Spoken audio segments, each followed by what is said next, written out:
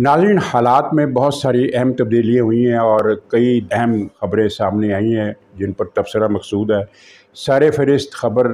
जो मेरे नज़दीक है वो है नवाज़ शरीफ साहब की तरफ से इस बात की कन्फर्मेशन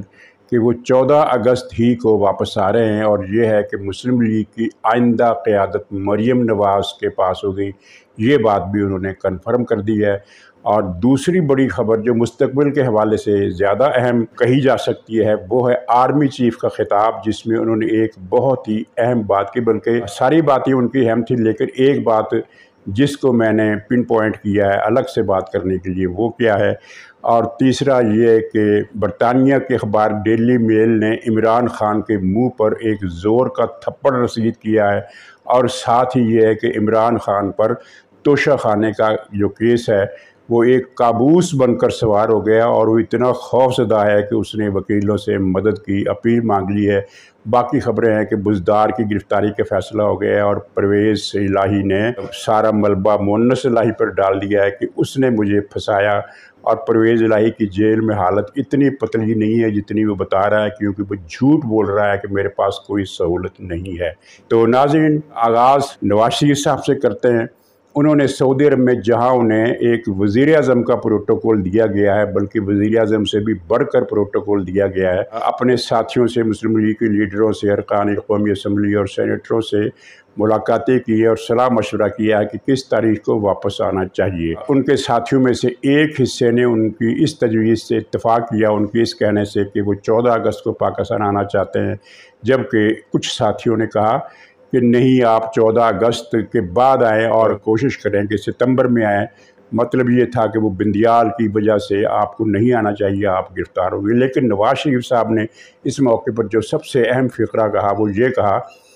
कि मैं पाकिस्तान में जाकर जेल भुगतने के लिए तैयार हूँ। और ज़ाहिर है ये जेल कितनी मुद्दत की होगी, अगर होगी भी तो बिंदियाल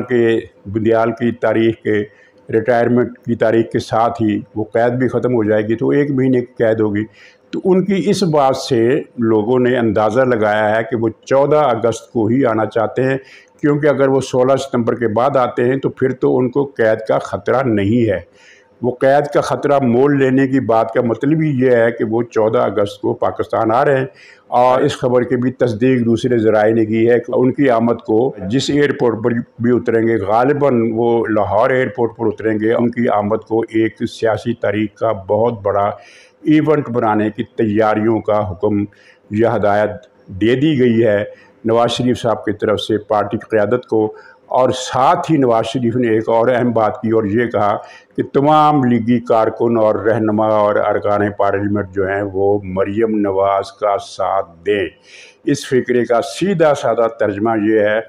कि मुस्लिम लीग की कमान नवाज़ शरीफ की वतन वापसी से पहले मरीम नवाज़ साहबा के हाथ में होगी, और नवाज़ शरीफ की वतन वापसी के बाद भी फील्ड में ज़्यादा काम मरीम नवाज़ करेंगी, और वो फील्ड कमांडर का ओहदा जो है वो दरअसल उनके पास चला जाएगा। और नवाज़ शरीफ ने फिर ये तय करना है कि इलेक्शन जीतने के बाद, जैसा कि हमें हर तरफ से यही इतलात और अंदाज़े मिल रहे हैं, चीन से लेकर सऊदी अरब तक, जहाँ बात पाकिस्तान की सिर्फ चंद न्यूज़ एजेंसियों की या सर्वे इदारों की नहीं है, बल्कि चीन से लेकर सऊदी अरब तक हमें जो ख़बरें मिल रही हैं वो ये है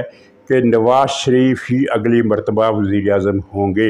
लेकिन बहरहाल ये तय उन्होंने करना है कि वज़ीर-ए-आज़म वो बनेंगे या पार्टी में से किसी और को बनाया जाएगा और वो क़यादत का काम अंजाम देंगे। लेकिन मेरा अपना ज़ाती ख़्याल ये है कि अगर नवाज़ शरीफ साहब वज़ीर-ए-आज़म बनना ना भी चाहेंगे तब भी वो मुख्तसर मुद्दत के लिए चौथी मरतबा वज़ीर-ए-आज़म ज़रूर बनेंगे, ताकि एक टाइटल उनके नाम हो जाए कि वो 4 मरतबा इस मुल्क के वज़ीर-ए-आज़म बने। और ज़्यादातर इम्कानात इस बात के हैं कि वो सिर्फ अलामती वज़ीर-ए-आज़म नहीं बनेंगे, बल्कि जुज़वी मुद्दत के लिए वज़ीर-ए-आज़म नहीं बनेंगे, वो फुल टाइम के लिए वज़ीर-ए-आज़म बनेंगे। इसलिए कि उन्होंने लंदन में भी और सऊदी अरब में भी ये बातें वाज़े अंदाज में की हैं कि मेरे पास ऐसे फार्मूले हैं कि जिनकी रूह से हम पाकिस्तान की काया कल्प मुआशी तौर पर कर सकते हैं। और नाज़रीन, किसी ने इस पर एतराज़ भी किया कि अगर उनके पास ही ऐसे फार्मूले हैं तो वो किसी शहबाज शरीफ को क्यों नहीं बता देते या किसी और को क्यों नहीं बता देते। इसका मतलब ये है कि वो खुद गर्ज है। हाँ, ये बात जो है ये नावाकफ़ियत की दलील है। کرکٹ ٹیم کا کپتان اگر یہ کہے کہ میں میچ کو جتوا سکتا ہوں تو کیا آپ اس سے کہیں گے کہ کپتان کسی اور کو بنا دیں اور فارمولے جیت کے اسی کو دے دیں؟ بھائی کرکٹ کا جو کیپٹن ہے وہ فارمولے جو اگر وہ بناتا ہے تو ان پر امپلیمنٹ کرنے کا ہنر بھی اسی کے پاس زیادہ ہوگا، نہ کہ دوسرے کو گائیڈنس دینے سے۔ چنانچہ نواز شریف اگر وزیر اعظم بنتے ہیں تو وہ حکومت کے ساتھ ساتھ حکومت کی معاشی ٹیم کے کیپٹن بھی وہی ہوں گے، اور پھر ان کے ذہن میں جو ہے، اور یہ معاملہ نواز شریف صاحب کا جو ہے کہ میرے پاس جو فارمولے ہیں ان کو ہم جوڑتے ہیں جنرل عاصم منیر صاحب کی اس تقریر سے جو انہوں نے اسلام آباد کے کنونشن سینٹر میں ایک فوڈ سیکورٹی کے حوالے سے سیمینار میں خطاب کرتے ہوئے باتیں کہیں۔ ان میں ایک تو خیر حالات حاضرہ کے حوالے سے ایک بات بڑی اہم تھی، وہ یہ تھی کہ یہاں کچھ لوگ مایوسی پھیلا رہے ہیں، یہ ایک سازش ہے اور اس مایوسی کے تحت ڈیفالٹ کرنے کی باتیں ہو رہی ہیں۔ ناظرین، انہوں نے کسی کا نام نہیں لیا، لیکن ظاہر ہے کہ 1.5 سال سے پاکستان کے ڈیفالٹ ہونے کی خبریں کون پھیلا رہا ہے؟ عمران خان پھیلا رہا ہے، عمران خان کے ساتھی پھیلا رہے ہیں، وہ شیدہ ٹلی پھیلا رہا ہے، اور ان کے جو روحانی بابے ہیں نام نہاد فراڈی، دین فروش، جھوٹے، بے ایمان اور کرپٹ، جنہوں نے زندگی بھر کبھی نماز نہیں پڑھی، لیکن وہ اپنے مریدوں کے سامنے یہ تاثر دیتے ہیں کہ ان پر روز اللہ تعالیٰ کی طرف سے وحی آتی ہے اور آسمانوں پر جو لکھا ہوا ہے وہ انہیں دکھا دیا جاتا ہے۔ تو ان کی 1.5 سال سے پیش گوئیاں یہی چل رہی ہیں کہ پاکستان ڈیفالٹ کر چکا ہے، ڈیفالٹ ہونے کا صرف اعلان باقی ہے۔ یہاں لوگ گندم کے دانے دانے کو ترسیں گے، یہاں بھوک ناچے گی، جہاں خانہ جنگی ہوگی، یہاں خون کی ندیاں بہیں گی، جہاں آگ لگے گی، پورا ملک برباد ہو جائے گا۔ یہ بدبخت مایوسی نہیں پھیلا رہے، یہ ملک کو تباہ کرنے کی اپنی خواہش کو چیخ چیخ کر بیان کر رہے ہیں۔ تو اللہ تعالیٰ نے ان کو نامراد کیا۔ نہ صرف یہ ہے کہ پاکستان ڈیفالٹ ہونے سے بچا ہوا ہے اور بچا رہے گا، بلکہ پاکستان کی اقتصادی درجہ بندی میں بھی، ریٹنگ میں بھی 1 درجہ کی ترقی ہوئی ہے، جو ایک بڑی خبر ہے، اور اس کے علاوہ روپے کی قدر میں اضافے کے امکانات ہیں۔ تو جنرل عاصم نے بھی اسی حوالے سے ذکر کیا اور کسی کا نام نہیں لیا، اور انہوں نے انگریزی اور اردو میں روانی سے خطاب کرتے ہوئے ان لوگوں کا منہ بند کر دیا جو یہ کہتے تھے کہ جنرل عاصم منیر صاحب خطاب نہیں کر سکتے۔ خطاب نہ کر سکنا کسی لیڈر کے لیے، کسی فوج کا لیڈر ہو یا قوم کا لیڈر ہو، اچھا خطاب نہ کر سکنا لازمی بات نہیں ہے۔ اچھی بات یہ ہے کہ وہ ملک کی کمانڈ کر سکے، یہ ایک الگ بحث ہے۔ لیکن ان کے اس نام نہاد اعتراض کا بھی کل خاتمہ ہو گیا جب انہوں نے انگریزی میں بھی زبردست روانی کے ساتھ تقریر کی اور اردو میں بھی زبردست روانی کے ساتھ تقریر کی، اور ان کی تقریر پوری توجہ اور حیرت کے ساتھ سنی گئی۔ اس کے علاوہ انہوں نے جس بات کی طرف میں اشارہ کرنا چاہتا ہوں، جو سب سے بڑی بات کی، وہ یہ تھی کہ 1 سال کے اندر پاکستان کی معاشی کایا کلپ ہو جائے گی۔ یہ بہت بڑی بات ہے جو انہوں نے کی ہے۔ ماضی میں بھی ایسی باتیں کی جاتی رہی ہیں کہ پاکستان جلد اپنی مشکلات پر قابو پا لے گا اور ترقی کرے گا اور موجودہ حالات سے نکل جائے گا، لیکن ان میں اور ان میں فرق یہ ہے کہ وہ باتیں تھیں جس کو ہم کہہ سکتے ہیں کہ جس کا عنوان ہو سکتا ہے کہ ہوپ فلی، یعنی ایک امید ظاہر کی گئی ہے جس امید کے پیچھے کوئی گراؤنڈ نہیں تھا۔ لیکن اب جو بات جنرل عاصم نے کی ہے اس کے پیچھے گراؤنڈ ہے، اور وہ گراؤنڈ کیا ہے؟ وہ نئی ریالٹی جو پیدا ہوئی ہے اس خطے میں جیو پولیٹیکل حوالے سے، وہی جو ہم بار بار ذکر کر چکے ہیں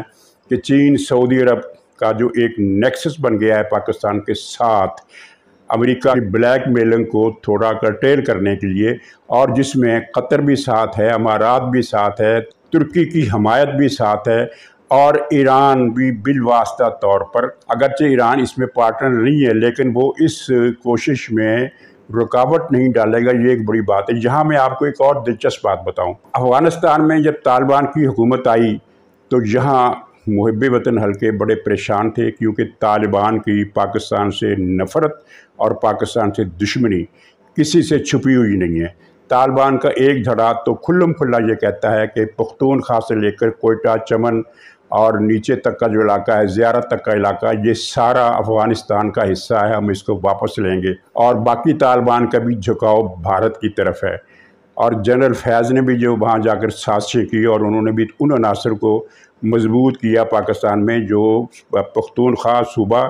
اور شمالی بلوچستان گویا کہ پاکستان کا جو پختون ایریا ہے اس کو پاکستان سے الگ کرنے کی سازشیں کر رہے ہیں یا خواہش رکھتے ہیں۔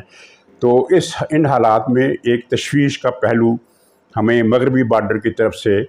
شدید طور پر لاحق ہو گیا، لیکن جنرل عاصم منیر اور ان کی جو ISI کی جو چیف ہیں جنرل ندیم انجم، ان کی افغان رہنماؤں سے، TTP کے رہنماؤں سے نہیں، یعنی پرائیویٹلی نہیں بلکہ سرکاری رہنماؤں سے جو رابطے ہوئے، ان کے نتیجے میں افغان قیادت کو باور کرا دیا گیا کہ آپ کا مفاد اس میں ہے کہ آپ پاکستان کے ساتھ تعاون کریں، دوستی چاہے نہ کریں، ہم آپ کے دوست ہیں، آپ ہمارے دوست بنتے ہیں یا نہیں بنتے یہ آپ کی ثواب دید ہے، لیکن آپ کا فائدہ اس بات میں ہے۔ اس بات پر ان کو کنونس کیا گیا۔ چنانچہ کچھ اللہ تعالیٰ کی مدد کہہ لیں، وہ صورتحال یہ بنی کہ اب افغانستان کی قیادت میں جو بالادست ہیں، جن کے پاس کنٹرول ہے، وہ یہ طے کر چکے ہیں کہ ہم نے پاکستان کو ناراض نہیں کرنا، پاکستان سے تعاون کرنا ہے۔ یہی وجہ ہے کہ انہوں نے TTP کو کسی حد تک نکیل ڈالنے کی کوشش کی ہے۔ یہ ایک ایسا غیر متوقع فائدہ پاکستان کو ہوا ہے جو اگر نہ ہوتا تو پاکستان کے لیے مغربی بارڈر کے حوالے سے جو پریشانی اور تکالیف ہیں ان میں زیادہ اضافہ ہو جاتا۔ مغربی بارڈر جو ہے اب بھی ہمارے لیے پرسکون نہیں ہے، وہاں دہشت گردی کی ہر روز کی بنیادوں پر وارداتیں ہوتی ہیں، جن میں 1 2 سے لے کر 3 4 کبھی کبھی اس سے بھی زیادہ جوان ہمارے شہید ہوتے ہیں۔ اس کے علاوہ وہاں ٹارگٹ کلنگ بھی ہو رہی ہے، اور پاکستان کے ہر باخبر آدمی کو جو اس حوالے سے دلچسپی رکھتا ہے اسے پتہ ہے کہ TTP اور PTI دراصل ایک ہی سکے کے 2 نام ہیں جن کا ایجنڈا ہے پاکستان کو ختم کرنا۔ میں آرمی چیف کی بات کر رہا تھا کہ وہ ان کے اس اندازے کی بنیاد پر، اس بنیاد دراصل یہ ایک ایسٹیمیشن ہے، یہ توقع نہیں ہے، یہ امید نہیں ہے، یہ ایک تخمینہ ہے، اور تخمینہ اعداد و شمار کی بنیاد پر لگایا جاتا ہے، زبانی کلامی نہیں ہے۔ اور اعداد و شمار کیا ہیں؟ چین اور سعودی عرب اور امارات اور قطر کی طرف سے پاکستان میں جو معاشی انویسٹمنٹ کرنے کے فیصلے کیے گئے ہیں ان پر عمل ہوگا، اور وہ کس طرح عمل ہوگا ظاہر ہے اس پر کڑی نظر رکھی جائے گی۔ ماضی میں CPEC ایک زبردست منصوبہ تھا جس میں کھربوں روپے اس نے چوری کر لی۔ وہ جو پیزا والا چور ہے عاصم باجوہ، پیدائشی چور، اس نے اربوں خربوں روپے کی چوری کر کے CPEC کو تباہ کر دیا، عمران خان کو اس کا حصہ دیا اور اپنا حصہ لے کر امریکہ دفع ہو گیا۔ اب اصولاً تو اس عاصم باجوی کی سزا جو ہے وہ 10 مرتبہ موت کی سزا بنتی ہے، لیکن وہ ہم نہیں دے سکتے۔ پاکستان بہت کمزور ملک ہے اس حوالے سے، بلکہ مجھے شکوے کے ساتھ یہ کہنا پڑے گا کہ آپ نے دیکھا کہ جون کے آخری دنوں میں 26 جون کو فرانس میں ہنگامے ہوئے، توڑ پھوڑ ہوئی اور آگ بھی لگائی گئی بلڈنگوں کو، کاروں کو، اور نقصان بھی کیا گیا۔ تو 26 جون کو وہاں یہ ہنگامے پھوٹے اور ایک ہفتہ شدید ہنگامے ہوئے، اور اتنے شدید ہنگاموں کے بعد فرانس کی گورنمنٹ نے ایکشن لیا اور 2,500-3 ہزار آدمی پکڑ کر ان کو عدالتوں نے سزا بھی سنوا دی، وہ جیلوں میں ہیں۔ یعنی 26 جون اور 10 جولائی کے عرصے میں گویا کہ 16 یا 17 دن کے اندر اندر ان سب کو کیفر کردار تک پہنچا دیا گیا۔ جہاں 9 مئی کو سازش ہوئی، 9 جون آیا، 9 جولائی آیا، 2 مہینے سے اوپر ہو گئے، ابھی تک مجرموں کو سزا نہیں مل سکی۔ بہت سارے مجرم ابھی تک مفرور ہیں، وہ حالت مفروری میں دھمکیاں دے رہے ہیں، پاکستان کو گالیاں دے رہے ہیں، اور ریاست ابھی تک ان کے سامنے کمزوری کا تاثر دے رہی ہے، صرف اس لیے کہ عدلیہ جو ہے وہ دہشت گردوں کے ساتھ ملی ہوئی ہے۔ عدلیہ کی اکثریت، کل بھی آپ نے دیکھا کہ 19 یا 20 کیسز تھے عمران خان کے خلاف، اور سب میں عمران خان کی شکل دیکھتے ہی جج صاحبان نے گویا کہ ہاتھ جوڑ کر ان کو ضمانت پہ ضمانت بھی، ایک اور جمعہ بازار پیر کے دن لگا ضمانتوں کا۔ تو یہ اب سوچنے کا مرحلہ ہے، اور وہ سوچ بھی رہے ہوں گے حکمران بھی اور عسکری قیادت بھی کہ ان دہشت گردوں سے آخر کیسے نمٹنا ہے۔ خیر آگے چلتے ہیں۔ تو یہ جو ایسٹیمیشن ہے تو اس کی بنیاد وہ سرمایہ کاری ہے، اور اس کے علاوہ ایک جو اضافی خبر ہے وہ یہ ہے کہ پاکستان کے اندر معدنیات اور زراعت کا جو پوٹینشل ہے اس کو ان ممالک کے ساتھ ڈسکس کیا گیا ہے، اور وہ ممالک جو ہیں وہ پاکستان کی زراعت اور کان کنی اور معدنی وسائل کے حصول اور ان کی ایکسپلائٹیشن کے حوالے سے حصے دار ہوں گے۔ یہ ایک بہت بڑی ڈیولپمنٹ ہے۔ چنانچہ اس کی بنیاد پر یہ بات کی گئی ہے کہ پاکستان کی حالت ایک سال میں بدل جائے گی اگر کوئی خدا نہ خواستہ کاتب تقدیر کی طرف سے کوئی بڑی، اب چلیے آپ سمجھ آئیے۔ تو ناظرین، عمران خان پر توشہ خانے کا کابوس اتنا بری طرح طاری ہے، لرزہ طاری ہے، اس کے اعصاب چٹک گئے ہیں۔ اس نے وکیلوں کے ساتھ ایک اجتماع میں، چند وکیل تھے عدالت میں حاضری کے دوران، اور اسلام آباد میں خطاب کیا وکیلوں کے ساتھ کھڑے کھڑے۔ اس میں انہوں نے کہا کہ یہ بڑا اہم کیس ہے قوم کے لیے، تو آپ سب کا فرض ہے کہ جتنے وکیل ہیں وہ ان تاریخوں میں عدالت کے اندر حاضر ہوں۔ یعنی اس کو یہ اندیشہ ہے کہ اس کیس کی سماعت کے دوران مجھے پکڑ لیا جائے گا، اور اگر وکیل ہزاروں کی تعداد میں ہوں گے تو مجھے پکڑنے کی سازش ناکام بنا دیں گے۔ عمران خان، منہ دھو رکھو، اب ہزاروں کیا سینکڑوں بھی نہیں آئیں گے تمہیں بچانے کے لیے۔ وہ دن گئے جب وہ بڈھا مینڈک جو ریٹائر ہونے والا ہے تمہارے لیے فاختہ اڑایا کرتا تھا۔ تو ناظرین، عمران خان نے اسی مایوسی کے حالت میں ایک اور زہریلا خطاب کیا، ظاہر اس کا نقصان اسی کو ہوگا۔ اس نے کہا کہ یہ سب کچھ جو ہوا یہ ایک سازش کے تحت ہوا، اور اس نے نئی بات یہ کی کہ میری گرفتاری، وہ جو ایک دن کی نام نہاد گرفتاری تھی جس کے بعد اس کو ریسٹ ہاؤس میں رکھا گیا تھا، تو میری جو گرفتاری تھی وہ بھی اسی سازش کا حصہ تھی۔ یعنی یہ طے کیا گیا تھا کہ مجھے پکڑا جائے، جب مجھے پکڑا جائے گا تو ورکر اشتعال میں آئیں گے، ورکر اشتعال میں آئیں گے تو جلوس نکالیں گے، اور جب وہ جلوس نکالیں گے تو ہمارے بندے کور کمانڈر ہاؤس کو آگ لگا دیں گے، ہمارے مراد فوج کے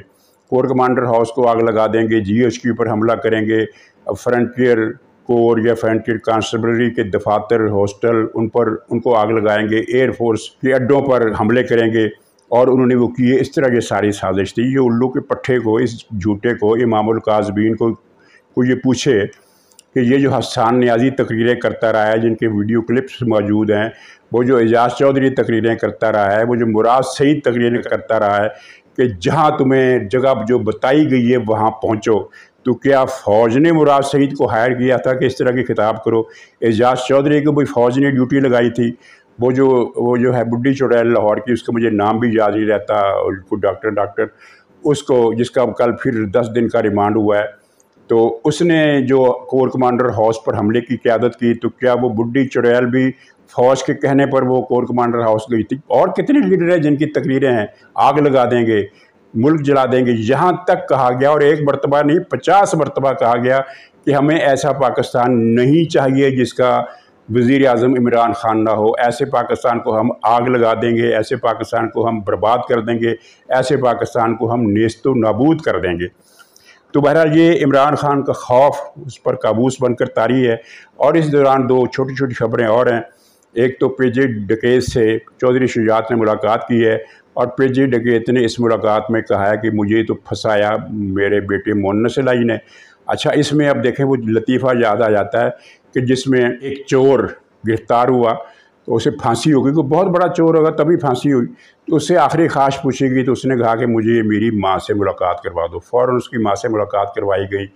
تو جب ملاقات ہوئی تو چور نے اپنی ماں کا کان جو تھا وہ دانتوں سے کاٹ لیا۔ یہ قصہ۔ اچھا، وہ لوگوں نے پوچھا کہ یار تمہاری آخری خواہش ماں سے ملنا تھا، تم نے ماں سے اس لیے ملنا تھا کہ وہ تم کان کاٹ لو؟ ماں نے بھی فریاد کی کہ بیٹا جی تم نے میرا ہی کان کاٹ لیا، میں نے تمہارا کیا بگاڑا تھا؟ تو بیٹے نے کہا کہ ماں، یہ ساری چوری چکاری تم نے مجھے سکھائی ہے، آج پھانسی کے گھاٹ پر میں پہنچا ہوں تو تمہاری وجہ سے پہنچا ہوں۔ تو کو پی جے ڈکیت سے کہے کہ مونس الہی نے تمہیں نہیں پھنسایا، تمہیں تمہاری ڈکیتیوں نے پھنسایا، تم خود بھی ڈکیت تھے، تم نے مونس الہی اپنے بیٹے کو بھی ڈکیت بنایا۔ پنجاب کا سب سے بڑا ڈکیت پیجا، اور پیجے کے بعد پنجاب کا دوسرا سب سے بڑا ڈکیت یہ مونس الہی۔ تو اب مونس الہی کو کوسنے مت دو، کوسنے اپنے آپ کو دو، کیونکہ یہ ساری ڈکیتی چوری تم نے پہلے خود کی، پھر اپنی اولاد کو سکھائے کہ میری طرح تم بھی بڑا چور، بڑی ڈکیت بن کر گجرات کا یہ بھوپت ڈاکو جو ہے یہ اب بیٹے کو کوس رہا ہے۔ اب پتہ نہیں وہ کیا کرتا ہے کیا نہیں کرتا۔ خبر یہ ہے کہ چودھری شجاعت نے اس موقع پر مونس الہی سے بات کرنے کی کوشش کی، فون کیا، اس نے فون اٹھایا ہی نہیں۔ تو ایسے ہی ناخلف اولاد ہے۔ اور بزدار کو گرفتار کرنے کا فیصلہ کیا گیا ہے۔ نیب کا کہنا ہے کہ اس کو 14 مرتبہ بلایا گیا عدالت میں، یہ نہیں آیا، یہ نواب کا بچہ ہے، ظاہر نواب کا بچہ اور ख़ود کو عمران خان کے بعد نمبر 2 سمجھتا ہے کہ جس طرح عمران خان کسی عدالت میں پیش نہیں ہوتا۔ ناظرین، عمران خان کسی عدالت میں کسی مقدمے میں پیش نہیں ہوتا۔ اب اس نے کچھ تفتیش میں شرکت کے وعدے پورے کیے ہیں کیونکہ اس نے دیکھا کہ جال اب زیادہ تنگ ہو گیا ہے۔ اس سے پہلے یہ کسی عدالت میں پیش نہیں ہوا۔ یہ جو آئے روز عدالتوں میں جاتا ہے یہ ضمانتیں کروانے کے لیے جاتا ہے۔ جو مقدمہ چل رہا ہوتا ہے، چاہے وہ توشہ خانے کا ہو، چاہے وہ کوئی کیس ہو، یہ اس مقدمے میں پیش نہیں ہوتا، نہ تفتیش میں پیش ہوتا ہے نہ مقدمے میں پیش ہوتا ہے۔ عدالتوں کی ساری حاضری آپ ریکارڈ اس کا چیک کریں، یہ ضمانت کے لیے ہیں۔ اچھا، تو خیر نیب نے کہا کہ ہم نے اب اس کو پکڑنا ہے، کیونکہ 14ویں مرتبہ جب اس کو بلایا گیا تو حسب معمول اس نے پھر وکیل بھیج دیا۔ اس مرتبہ نیب عدالت نے یہ کیا کہ وکیل کو واپس کر دیا اور کہا کہ تمہاری بات ہم نہیں سنیں گے، تم جو جواب نامہ سوال نامہ لے کر آئے ہو ہم اسے مسترد کرتے ہیں، بزدار حاضر ہو خود اپنی کیپیسٹی میں، ورنہ اسے پکڑ لیں گے۔ اس سے پہلے بزدار نے وعدہ معاف گواہ بننے کا وعدہ کیا تھا اہم رہنماؤں سے، اہم قیادت سے، میں وعدہ معاف گواہ بنتا ہوں، میرے پاس پنکی پیرنی کے راز ہیں، میرے پاس عظما چورنی کے راز ہیں، میرے پاس وہ عمران خان کی دوسری بڑی بہن جو ہے، کیا نام ہے اس کا، عالیہ چورنی کے راز ہیں، عمران خان کے راز ہیں، فرہ گوگی کے راز ہیں، مانیکا کے راز ہیں۔